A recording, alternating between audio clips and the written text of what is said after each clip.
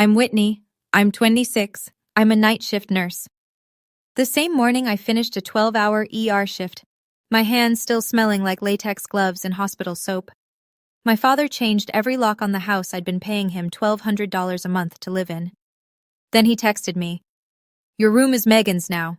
Come get your stuff from the lawn. Don't make a scene." My stuff, on the lawn, like trash day. By Friday, a sheriff's deputy was standing on his front porch with a stack of papers. What those papers said made my father physically sit down on the steps. But the real damage? That came 6 weeks later from a plain white envelope with Internal Revenue Service in the corner. Before I go on, if this story speaks to you, please hit like and subscribe, but only if you genuinely connect with it. Drop your city and your local time in the comments. I love knowing where you all are when you hear this. Now let me take you back to a Tuesday in March. The morning everything I thought I knew about family fell apart. I moved back home after nursing school. That was 3 years ago. Not because I couldn't afford rent somewhere else. I could, but because my father, Gerald Warren, sat me down at the kitchen table one Sunday and said, "Why waste money on strangers when you can help family?" It made sense at the time. I was 23, just starting at St. Mary's Community Hospital, pulling overnight shifts in the ER. The idea of coming home to a place I already knew, with food in the fridge and a washer that didn't eat quarters, it sounded practical. Smart, even. So we made an arrangement. $1,200 a month. First of the month. No lease, no contract, just a handshake and a Zelle transfer. I typed rent in the memo line every single time. $1,200. That was more than a one-bedroom in our part of town. I knew that. But I told myself I was investing in family, helping with the mortgage, being a good daughter. Here's what being a good daughter looked like. I worked 12-hour night shifts, drove home at 7 in the morning, and made breakfast for the house before I slept. Eggs, toast, coffee, on the table by 7:30. I did laundry on Wednesdays, cleaned the bathrooms on Saturdays, took the trash out because nobody else remembered. Nobody said thank you. Not once. I'm not exaggerating, not once in 3 years. My sister Megan, 23, 2 years younger, lived in the room across the hall. She paid nothing, zero. I asked my father about it once, carefully, the way you ask about something you already know the answer to. He didn't even look up from the TV. "She's still finding herself, Whit. Don't be petty." I told myself it was temporary, that he'd see how hard I worked. I was wrong about a lot of things back then, but I was most wrong about that. Megan got engaged in February. Her boyfriend Tyler Brooks, 25, worked at a Toyota dealership off Route 9, proposed at a Red Lobster on Valentine's Day. Megan posted 14 photos, 312 likes. My father reacted like she'd won the Nobel Prize. Within a week, Gerald was planning an engagement party. At the house. 30 guests. Aunts, uncles, cousins, neighbors, Gerald's poker buddies. He ordered a custom banner from Etsy. He spent an entire Saturday repainting the living room, agreeable gray, Megan's choice. I watched him carry paint cans from the garage. 2 years ago, I'd asked him to repaint my bedroom. The ceiling had a brown water stain the size of a dinner plate. He said he'd get to it. He never did. Now here he was, 2 coats, blue painter's tape on every baseboard, whistling while he worked. Megan walked through the living room while I was scrubbing the kitchen floor for the party. "Whit, can you do those little cucumber sandwich things? You're good at this stuff." Not, "Can you help?" Not, "Would you mind?" Just, "You're good at this stuff." I said sure, because I always said sure. The week before the party, I came home from a shift and found Gerald standing in my bedroom doorway with a tape measure. He was measuring the wall where my desk sat. "What are you doing?" "Just thinking about storage." He rolled up the tape measure and walked past me without another word. I stood there in the doorway, still in my scrubs, and felt something I couldn't name yet. Storage. That's the word he used. I didn't think twice about it. I should have. Tuesday, March 11th. I clocked out of St. Mary's at 6:52 a.m. It had been a hard shift, a motorcycle accident at midnight, a grandmother coding at 3 a.m. We got her back, but barely. My hands were steady for 12 hours. They didn't start shaking until I turned onto my street. I saw the boxes first, cardboard boxes on the lawn, 3 black trash bags next to them. A laundry basket tipped on its side, my clothes spilling onto the wet grass. My nursing textbooks stacked on the walkway, spines warping in the morning dew. I thought we'd been robbed. Then I saw the lock. New, brass, still shiny. I put my key in. It didn't turn. I tried again. Nothing. My phone buzzed. One text from my father. "Your room is Megan's now. Come get your stuff from the lawn. Don't make a scene." I read it 3 times. My thumb hovered over the call button. Then a second text came in, from my mother, Carol. "Honey, your father already decided. It's better this way." Better. That's the word she used. Better. I sat down on the porch step. The concrete was cold through my scrubs. My stethoscope was still around my neck. I looked at the lawn, at my clothes, my books, the small wooden box where I kept my college graduation tassel and my grandmother's earrings. It was sitting in a puddle. I sat there for 11 minutes. I know because I watched the clock on my dashboard from where I'd parked. 11 minutes of silence. Then I did something I'd never done in 26 years of being Gerald Warren's daughter. I stopped trying to be the good one. I didn't go inside. Couldn't, obviously. So I sat in my car and did math. 3 years. 12 months a year. $1,200 a month. $43,200. That's what I'd paid Gerald Warren to live in a room he just gave to my sister's fiancé. No notice, no conversation, no refund. I checked my savings account on my phone. $2,100. That's what 3 years of rent to Dad left me. Not enough for first and last month's deposit anywhere decent. Not enough for a security deposit. Not enough for a bed frame. I looked at the lawn again. Some of my things were already ruined. The dew had soaked through the cardboard. A photo album, my nursing school graduation, Grandma Ruth pinning my cap, was dark with moisture along the bottom edge. The pages would curl. They'd never lay flat again. My phone rang. Gerald. I let it ring. 5 rings. Voicemail. He left a message. I played it in the car with the windows up. "Whitney, don't be dramatic. Come pick up your things before the neighbors start asking questions. And don't call your grandmother about this. It's none of her business. Don't call your grandmother." He said that like a warning, like he knew exactly who would take my side and wanted to cut her off first.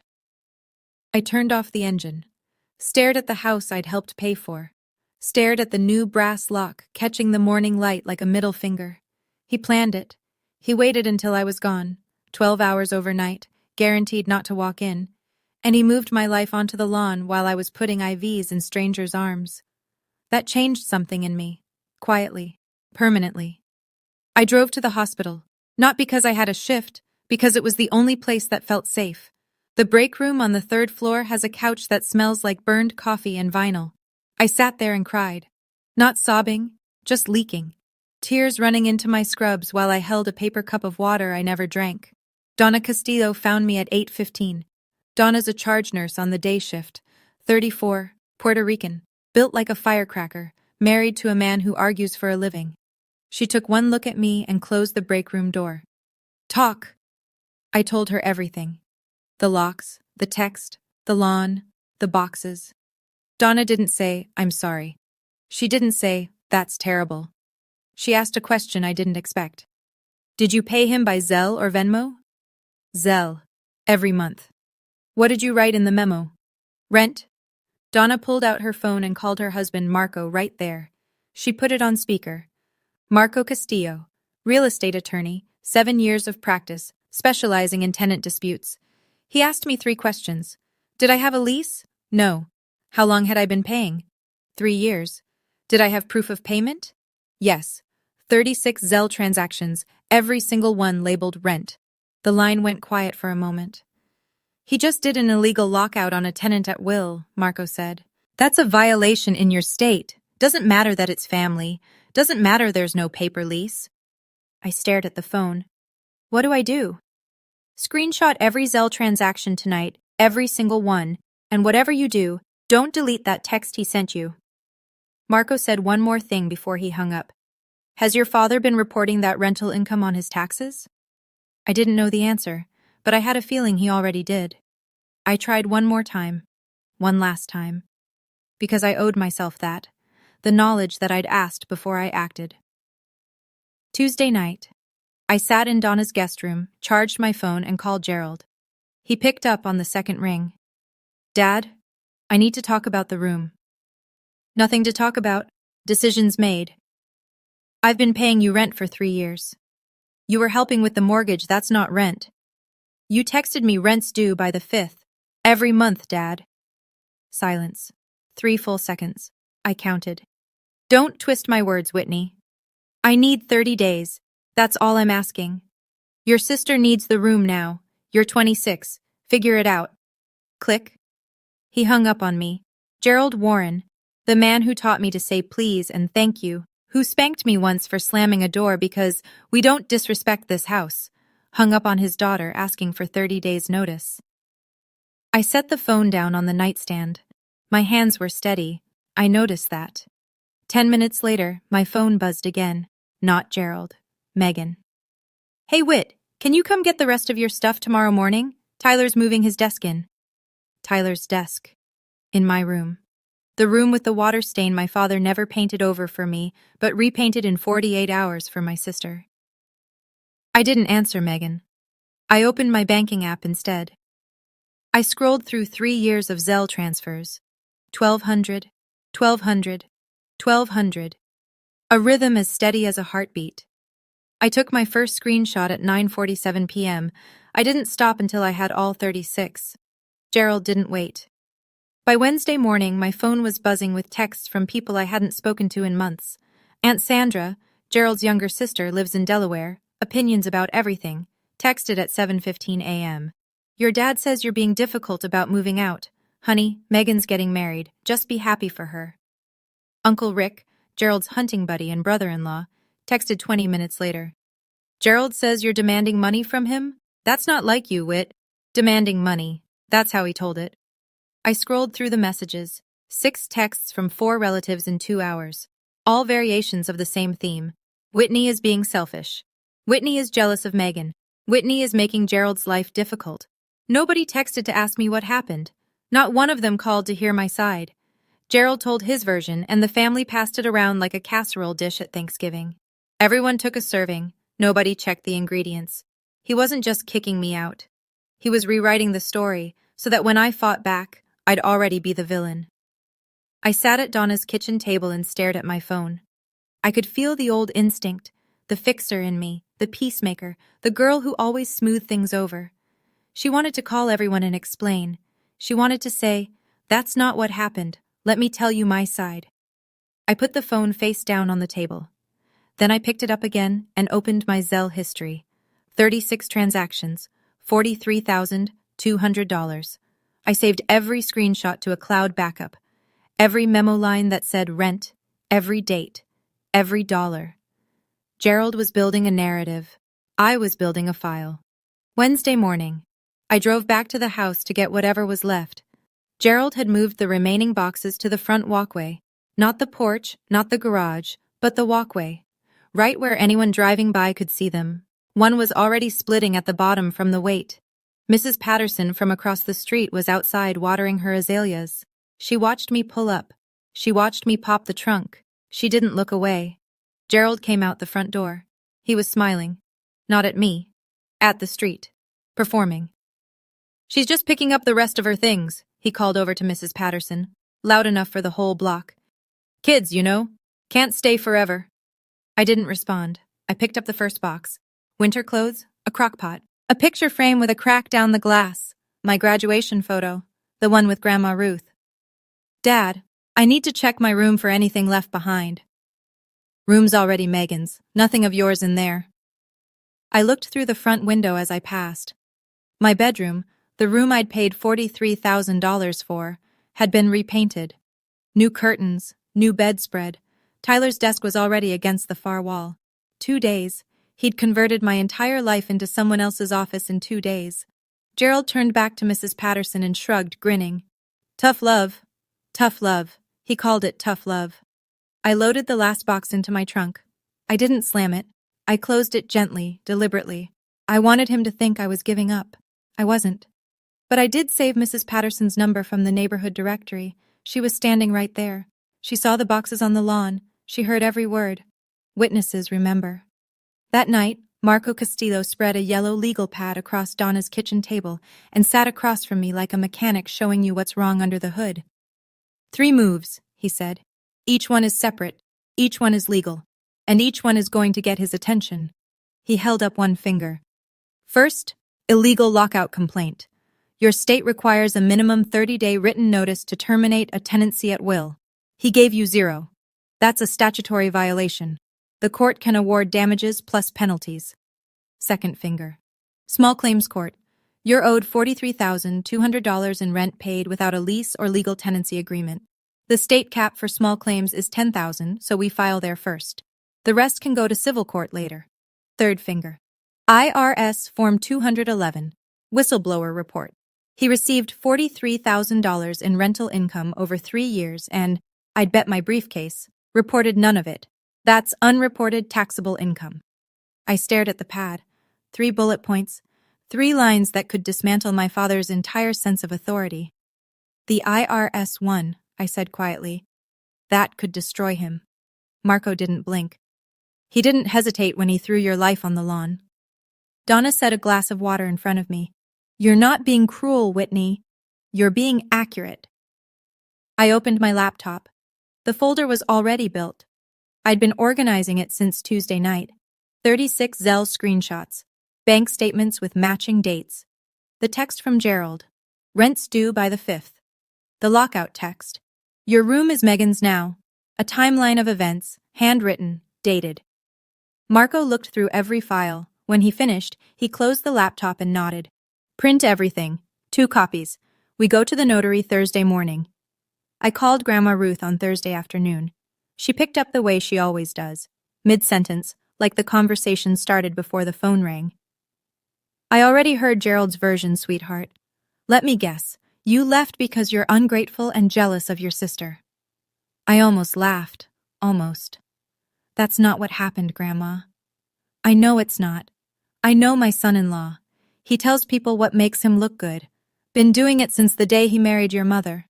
I told her everything. The locks, the text, the lawn, the boxes in the dew. She was quiet the whole time. Grandma Ruth doesn't interrupt. She collects.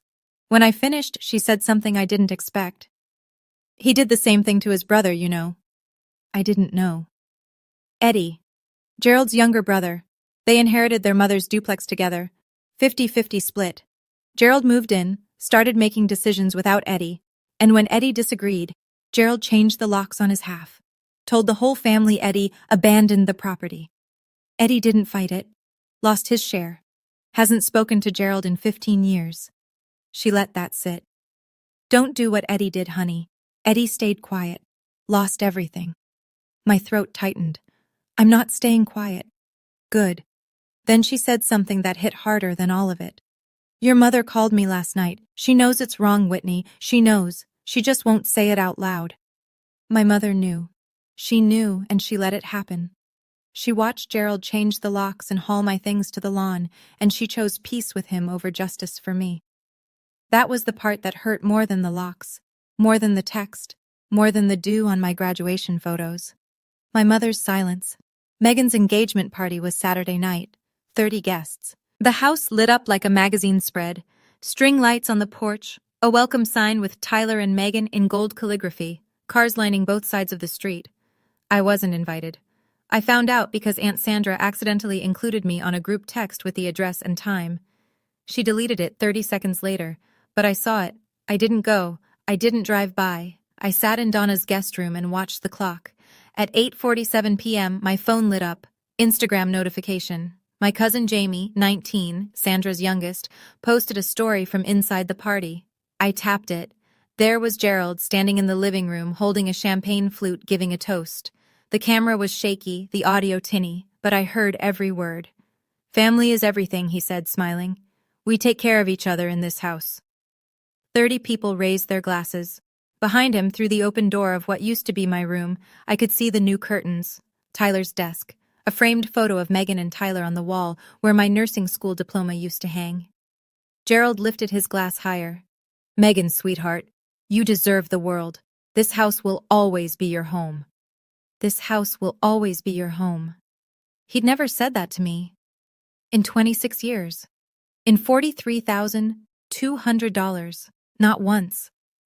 I watched the story twice. Then I closed Instagram and stared at the ceiling.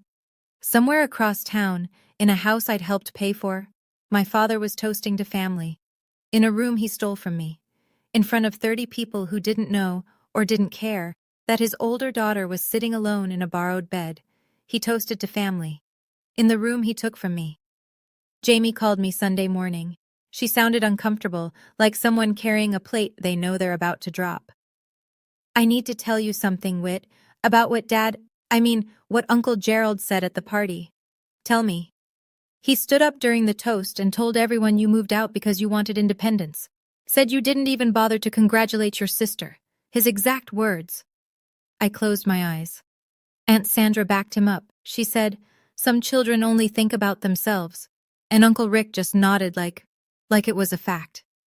Did anyone ask about me, my side? No, nobody. Jamie's voice dropped. It was messed up, Whit. Everyone just believed him. I sat on the edge of the bed and pressed my palm flat against my knee to stop it from bouncing. There's one more thing, Jamie said. Tyler was talking to Rick's son about the room. He called it huge, said it was perfect for a home office. He was bragging about it. A home office. Not even a nursery, not a room for a future child. Tyler, a car salesman who'd known my family for 11 months, was sitting at a desk in a room I'd paid rent on for 3 years, and he was bragging about the square footage. My father didn't just give away my room. He gave away my name at a party I wasn't invited to. He rewrote 3 years of rent payments into a story about a selfish daughter who couldn't be happy for her sister. And he thought that was the end of it. He thought I'd swallow it the way I'd swallowed everything else. He was about to find out what happens when the quiet daughter stops swallowing. Monday morning, 6:12 a.m. I'd just come off another night shift, 14 hours this time, a pileup on the interstate. My hands still smelled like betadine. I sat at Donna's kitchen table and opened my laptop. The folder sat on the desktop. I'd named it simply, Case. 36 Zelle screenshots, bank statements with highlighted transactions, Gerald's texts, screenshotted, time-stamped, backed up to the cloud. The notarized copies Marco helped me prepare. A handwritten timeline of every event since March 11th. Donna came downstairs at 6:30. She saw me sitting there, still in scrubs, staring at the screen. She didn't ask if I was okay. She poured 2 cups of coffee, set one in front of me, and sat down. We didn't talk. She just sat there. Sometimes that's what courage looks like, someone sitting next to you while you decide. At 6:45, I called Marco. I'm ready. He didn't hesitate. Courthouse opens at 8:30. I showered.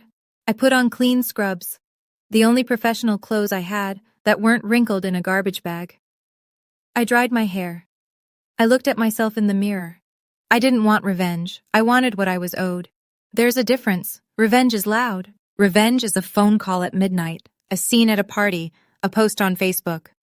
What I wanted was paperwork, documentation, a judge reading the word rent 36 times in a row and asking my father to explain. I picked up the folder. Donna stood at the door. I'll be here when you get back. I drove to the courthouse with the windows down. March air, cold and sharp. My hands were steady on the wheel. They'd been steady all night. They weren't going to shake now. The county courthouse is a squat brick building on Elm Street with a metal detector at the front door and fluorescent lights that make everyone look tired. I got there at 8:22. There were 4 people ahead of me at the clerk's window. I stood in line holding a manila envelope thick enough to feel important. My scrubs still had the hospital crease. When I reached the counter, a woman with reading glasses and a name tag that said Dolores looked at me the way clerks look at everyone. Patient, flat, ready to be bored. What are we filing today? 3 things, I said. An unlawful eviction complaint, a small claims petition, and I need the forms for an IRS whistleblower report. Dolores raised an eyebrow. Just one. I opened the envelope and laid it out. The Zelle screenshots, 36 pages, chronological. The text messages, printed and notarized. The bank statements, the timeline. She put on her reading glasses and leafed through the stack. Slowly, carefully, page by page. This is your father? she asked, reading the text. Your room is Megan's now. Yes, ma'am. She looked up at me, not with pity, with something that almost looked like respect. This is more documentation than most people bring for a divorce. You have a paper trail most landlord-tenant attorneys would envy. He created it himself, I said. Every Zell memo says rent. Every text confirms the arrangement. Dolores nodded. Small claims cap in this state is $10,000. You'll want to look into civil court for the remainder. I know. This is the start. She stamped the first form, then the second, then the third. There's a statutory penalty for unlawful lockout, she said, on top of whatever damages you're awarded. I signed my name 3 times. My hand didn't shake once. Friday. 4 days later. I wasn't there when it happened. I was at work. Another night shift, another 12 hours of beeping monitors and fluorescent mercy. But Marco called me at 9:14 a.m. with the update. The sheriff's deputy arrived at Gerald's house at 8:45 in the morning. A marked car, a uniform, broad daylight. Gerald was in the driveway loading folding chairs into the garage, leftover from the engagement party, still not put away. Uncle Rick was on the porch, drinking coffee. Aunt Sandra was visible through the kitchen window. The deputy walked up the driveway, paperwork in hand. Gerald Warren? Yeah? You've been served. Gerald took the papers. According to Rick, who told Sandra, who told Jamie, who told me, Gerald's face went red before he even finished the first page. He flipped through the stack, standing right there in the driveway. Unlawful eviction complaint. Small claims summons for $10,000. And the IRS referral notice. He sat down on the porch steps, hard, like his knees just quit. Rick set down his coffee mug. Gerald, what is it? Gerald didn't answer. He just kept staring at the papers, turning them over and over, like reading them again might change what they said. Sandra came out the front door. What's going on? Who was that? Gerald looked up. His voice cracked on the first word. She's suing me. My own daughter is suing me. For 30 years, Gerald Warren's word had been law in that family. He decided who ate where at Thanksgiving. He decided when the porch light went off. He decided whose room belonged to whom. On Friday morning, standing in his own driveway with his coffee getting cold, he found out the actual law disagreed. My phone didn't stop ringing all day Friday. Uncle Rick called first. I picked up. Whitney, what did you do? I filed what was legal and accurate, Uncle Rick. He's your father. And I was his tenant for 3 years. He hung up. Aunt Sandra called my mother. My mother called me, crying. Not angry crying, just the helpless kind. The sound of a woman who's spent 30 years avoiding the exact moment she's standing in. Whitney, please, can you take it back? There's nothing to take back, Mom. It's filed. Then Megan. Her voice came through the phone like a car alarm. You're ruining my engagement. You know that, right? This is about you being jealous. It's always been about you being jealous. This is about $43,000 and an illegal eviction. I'll see Dad in court, Megan. She sputtered something about me being selfish and dramatic. I said goodbye and set the phone on the nightstand. Gerald called last. 9:18 p.m. He didn't yell. That surprised me. His voice was tight, pressurized. The voice of a man trying very hard not to scream. You bring the IRS into my house? Into my house? You brought my belongings onto the lawn. Same energy, Dad. That money was between us. It wasn't income. I was quiet for a moment. Then, I'd be careful saying that out loud. He didn't know I was recording. My state allows one-party consent. Every word he'd just said, that money was between us, it wasn't income, was now a time-stamped audio file confirming he received the payments and considered them unreportable. I gave him 3 years of respect. He gave me a text message. We were done negotiating. 3 weeks later, small claims courtroom, 2nd floor, room 204. It was smaller than I expected. No jury box, no gallery, just rows of wooden benches, a raised desk for the judge, and 2 tables facing forward. It smelled like floor polish and old paper. Gerald sat at the respondent's table alone. No lawyer. He'd told Rick he didn't need one. I'm not hiring an attorney to fight my own kid. I sat at the petitioner's table with my manila folder and a printed timeline. Marco had prepped me but couldn't represent me in small claims. It's self-represented only in our jurisdiction. He sat in the benches behind me. Behind Gerald, Carol, clutching her purse like a flotation device. Megan, arms crossed, jaw tight. And in the last row, Grandma Ruth. She'd taken an Uber. Nobody had invited her. Nobody had told her the date. She found out from Jamie and came anyway. Judge Hernandez was a woman in her 50s with short gray hair and reading glasses she looked over, not through. Ms. Warren, present your case. I laid out 36 Zelle transactions, each one printed, dated, highlighted. Each memo. Rent. I showed the text messages. I showed the timeline. I spoke for 11 minutes without raising my voice. Judge Hernandez turned to Gerald. Mr. Warren, did your daughter pay you $1,200 a month? Gerald shifted in his chair. She was helping with the house. It wasn't rent. The judge picked up the printed text message and read it aloud. Rent's due by the 5th. Don't be late again. She looked at him over her glasses. You used the word rent, Mr. Warren. She used the word rent. The transfers say rent. By any reasonable standard, this was a tenancy. Gerald opened his mouth. Nothing came out. Judge Hernandez didn't deliberate long. I'm ruling in favor of the petitioner. Mr. Warren, you established a month-to-month tenancy through your own words and conduct. You terminated that tenancy without legal notice. You performed an unlawful lockout. You are ordered to pay $10,000, the statutory maximum in this court, in damages, plus the lockout penalty as provided under state statute. She set down her pen. Ms. Warren, you may pursue the remaining balance through civil court. Gerald stood up so fast his chair scraped the floor. This is family business, not court business. Judge Hernandez didn't blink. It became court business when you changed the locks, Mr. Warren. Sit down. He sat. Behind me, I heard Carol make a small sound. Not a word, just a breath that caught. Megan was crying silently, mascara tracking down her cheeks. Not for me, for the scene, for the fact that people she knew were in this room, hearing these numbers. But the moment I'll carry with me happened in the back row. Grandma Ruth stood up slowly, 79 years old, bad hip, holding the bench for balance. She walked forward, past Carol, past Megan, until she was standing beside me at the petitioner's table. She didn't say anything, she just took my hand.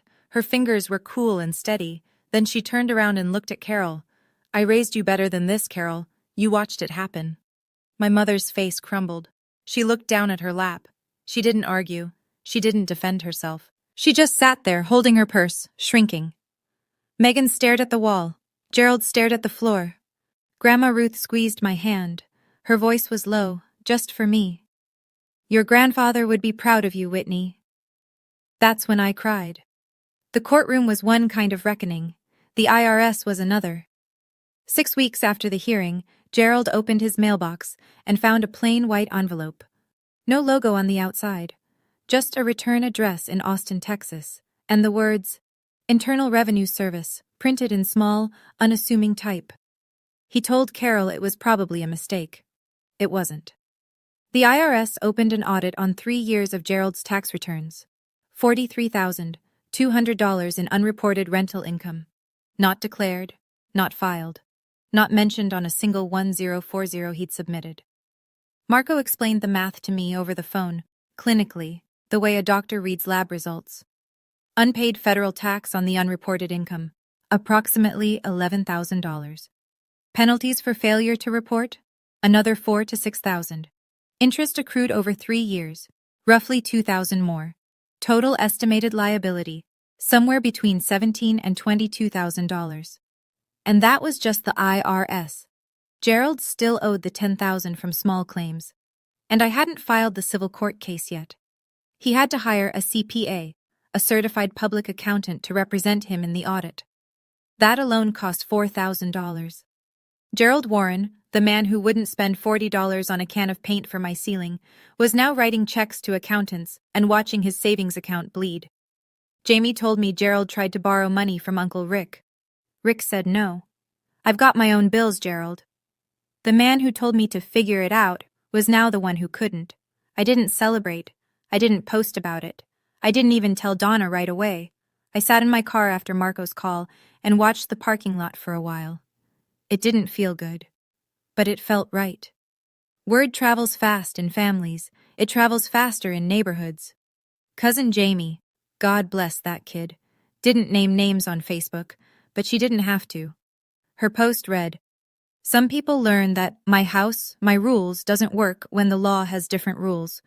47 reactions, 12 comments. Everyone in the family knew who she meant. Aunt Sandra went quiet. The woman who'd texted me, "Just be happy for your sister," 2 weeks earlier now had nothing to say. She didn't call Gerald. She didn't call me. She just disappeared into that comfortable silence people retreat to when they realize they picked the wrong side. Uncle Rick stopped coming over for poker night, but the neighborhood was the part Gerald didn't see coming. Mrs. Patterson, the witness, the azalea lady, the woman who watched him perform tough love while my belongings sat on wet grass, talked, not maliciously, just factually. She told the Hendersons next door. The Hendersons told the Coopers. By the end of the month, half the block knew Gerald Warren had locked his rent-paying daughter out of the house and gotten served by the sheriff in his own driveway. Gerald wasn't invited to the summer block party. First time in 11 years. Carol stopped leaving the house for 2 weeks. She had groceries delivered, and then the last domino. Tyler Brooks, Megan's fiancé, the car salesman with the home office in my old room, started asking questions. "Maybe we should get our own place," he told Megan. "I don't want to start a marriage in a house with this kind of drama." Megan and Tyler postponed the wedding. Not for money. Not because of me.